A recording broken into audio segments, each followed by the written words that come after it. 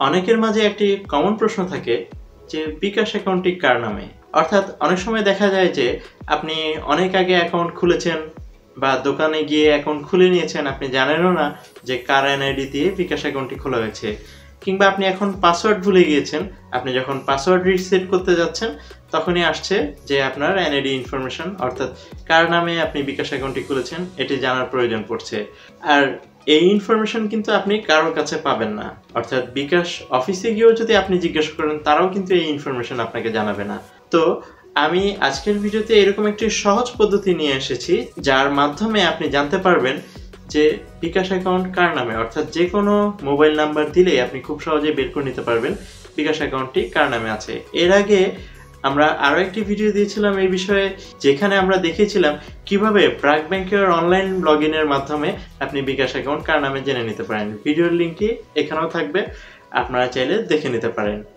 তো আজকের ভিডিওতে মূলত আমি দেখাবো সিটি ব্যাংকের সাহায্যে কিভাবে আপনি বিকাশ অ্যাকাউন্ট কার নামে এটি বের করে নিতে পারেন। এই ভিডিওটি তৈরি করার উদ্দেশ্য হচ্ছে এই যে আমাদের সবারই কিন্তু ব্র্যাক ব্যাংকে অ্যাকাউন্ট নেই, আর যার ফলে আপনি যদি অ্যাকাউন্ট খুলে এটি দেখে নিতে চান তাহলে কিন্তু একটি লিঙ্ক দিয়ে, অর্থাৎ সময় সাপেক্ষ বিষয় এখানে রয়েছে। আর সিটি ব্যাংকে কিন্তু আপনি ঘরে বসে অ্যাকাউন্ট খুলতে পারেন। আপনার যদি অ্যাকাউন্ট নাও থাকে আপনি কিন্তু, আমি এখানে একটি ভিডিও লিঙ্ক দিয়ে রাখবো, সেটা দেখে আপনি ঘরে বসে যে কোনো ব্রাঞ্চে সিটি ব্যাংকের অ্যাকাউন্ট খুলে নিতে পারবেন। আসসালামু আলাইকুম, আপনারা দেখছেন সার্ভেটি। যারা আমার চ্যানেলে নতুন অবশ্যই এরকম ইনফরমেটিভ ভিডিও পাওয়ার জন্য চ্যানেলটি সাবস্ক্রাইব করে নেবেন। তো আপনি যদি সিটি ব্যাংকে অ্যাকাউন্ট খুলে থাকেন তাহলে সিটি ব্যাংকের কিন্তু অনলাইন যে ডিজিটাল ব্যাংকিং সিস্টেম রয়েছে, অর্থাৎ সিটি টাচ, এই অ্যাপটি আপনি খুব সহজেই প্লে স্টোরে পেয়ে যাবেন। সেখান থেকে ডাউনলোড করে নিলে এবং আপনি যদি লগ ইন করে নেন তাহলে এরকম একটি ইন্টারফেস পাবেন, যেখানে আপনি নিচে 5টি বাটন পাবেন। সেখান থেকে আমরা যদি ট্রান্সফার বাটনটিতে ক্লিক করি তাহলে আপনাদের সামনে এরকম একটি ইন্টারফেস আসবে। আর আপনি যে বিকাশ অ্যাকাউন্টে কার নামে জানতে চাচ্ছেন সেটি জানার জন্য আপনাকে এখানে প্রথমে বেনিফিশিয়ারি অ্যাড করে নিতে হবে। তো এখানে আপনারা বেনিফিশিয়ারি ম্যানেজমেন্ট নামে একটি বাটন পাবেন। এই বাটনটি যদি ট্যাপ করেন তাহলে আপনাদের সামনে এরকম অপশন আসবে, যেখানে প্রথমে আপনাকে একটি নিকনেম দিতে বলা হবে। তো আপনি এখানে ABCXY যেটা আপনি নিজের ইচ্ছা মতো একটি নাম দিয়ে নেবেন, এবং যে বিকাশ নাম্বারটি কার নামে আছে এটি জানতে চান সেই বিকাশ নাম্বারটি নিচের যে ঘরটি রয়েছে সেই নাম্বারটিতে দিয়ে নেবেন। দিয়ে আপনারা যদি নেক্সটে ট্যাপ করেন তাহলে কিছুক্ষণ স্ক্রিনটি রিফ্রেশ হবে। রিফ্রেশ হওয়ার মাধ্যমে নাম্বারটি ভ্যালিড করা হবে, অর্থাৎ এই নাম্বারে বিকাশ অ্যাকাউন্ট খোলা আছে কিনা সেটি এখানে চেক করে নেওয়া হবে। আর চেক করার পর আপনি আবার এখানে একটি নেক্সট বাটন পাবেন। আমরা যদি নেক্সট বাটনটি ক্লিক করি তাহলে এই ক্ষেত্রে আপনার যে সিটি ব্যাংকের ডেবিট বা ক্রেডিট কার্ডটি রয়েছে সেটি ড্রপডাউন থেকে সিলেক্ট করে দিতে বলা হবে, এবং আপনার যে ক্রেডিট বা ডেবিট কার্ডের পিন কোডটি রয়েছে সেই পিন কোডটি নিচের ঘরটিতে দিয়ে নিতে হবে।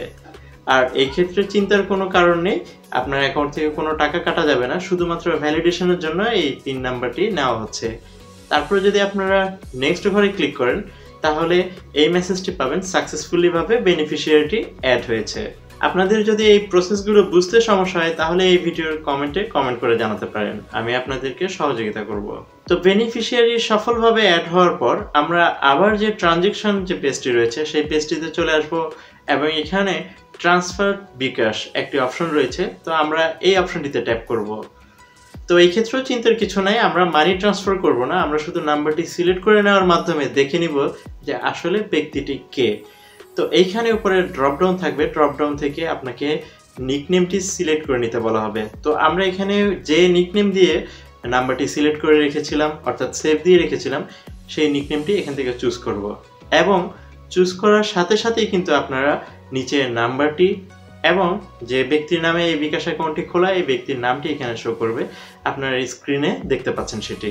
তো এই প্রসেসটি আমরা আরেকবার করব এবং অন্য আরেকটি নাম্বার দেখে নিব যে কি নাম আসে।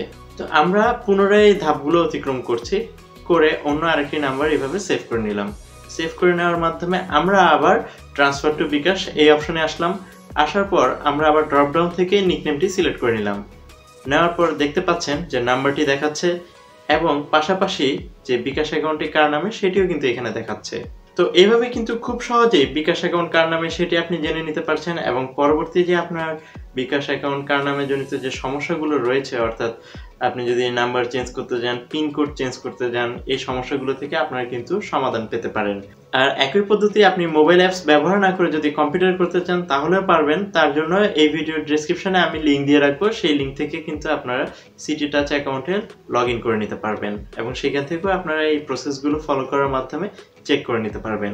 মূলত এটি একটি ইনফরমেটিভ ভিডিওটি যদি আপনার ভালো লেগে থাকে তাহলে অবশ্যই লাইক দিয়ে নেবেন এবং সবাই যাতে জানতে পারে এই জন্য আপনার পরিচিতদের মাধ্যমে সোশ্যাল মিডিয়ার মাধ্যমে ভিডিওটি শেয়ার করে দিন, যাতে করে সবাই এই বিষয় সম্পর্কে অবগত হতে পারে।